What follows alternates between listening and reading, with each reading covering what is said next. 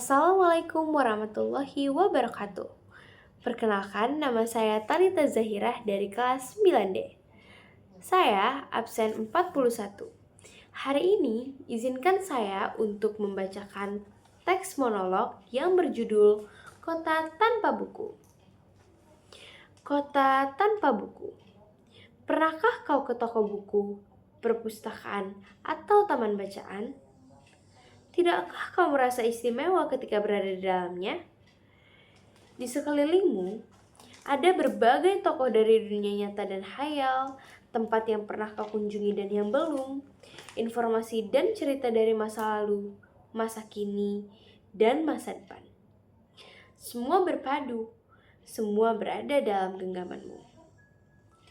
Saat berada di antara buku, tidakkah kau merasa menjadi raja dan ratu? Ruang dan waktu seolah menyatu tanpa batas. Kau bisa terbang melintasi sekat negara dan melewati berbagai zaman.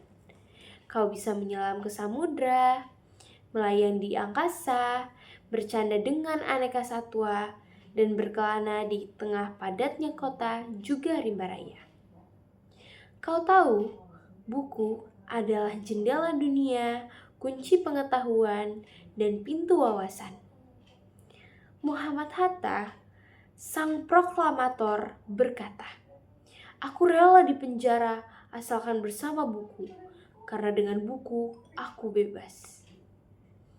Melalui buku, manusia terbebas dari ketidaktahuan.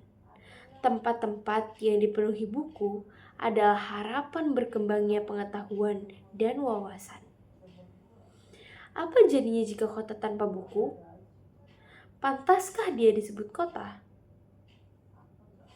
Di kota itu, mungkin kabar datang dari sumber lain, dari koran, televisi, atau internet. Mungkin informasi dan cerita datang dari cerita nenek moyang, bagai dongeng-dongeng sebelum tidur. Irama warganya pun tiada beda. Bangun pagi, bertebaran di muka bumi untuk berbagai keperluan, untuk kembali pulang siang atau sore harinya. Setelah itu, mereka berangkat tidur dan memulai lagi hari berikutnya.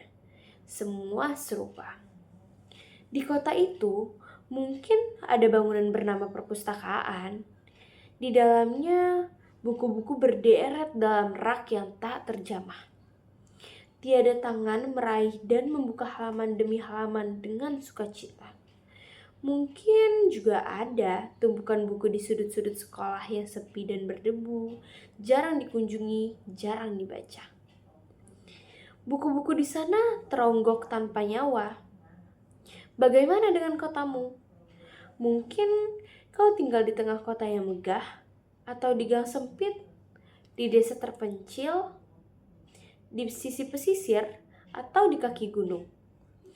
Adakah perpustakaan, taman bacaan, atau toko di dekat rumahmu?